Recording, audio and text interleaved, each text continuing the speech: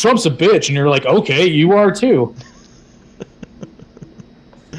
It's like, I'm sorry that an orange man you've never met can make you so emotionally unstable. Listen, I guarantee the pool boy is banging Melania.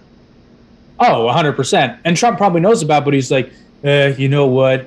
I'm 80 years old. I've got 3 Swedish models waiting for me in Mar-a-Lago. Exactly. I'm good.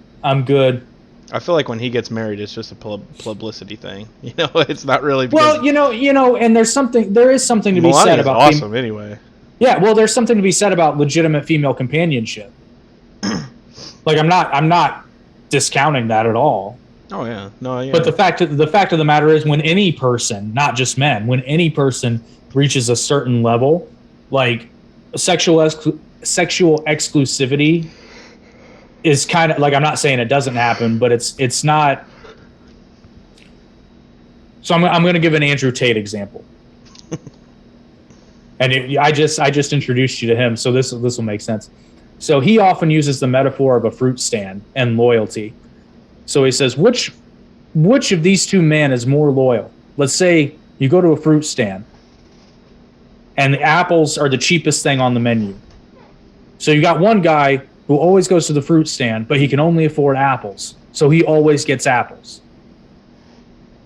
But then you've got another guy who can afford anything he wants, but he really likes apples. So 5-6 days a week, he'll get an apple, but occasionally he'll get a pear or a pineapple or some grapes or whatever. Which of those people is more loyal? The guy who can only afford apples, or the guy who gets apples most of the time because he actually likes them and genuinely just prefers apples? Mm-hmm. And he's like, to drive this example home, he's like, you give the guy who can only buy apples $1 million, he's probably never going to eat apples again. But it's because that's what he can afford. It's because that's all he can get. Mm-hmm.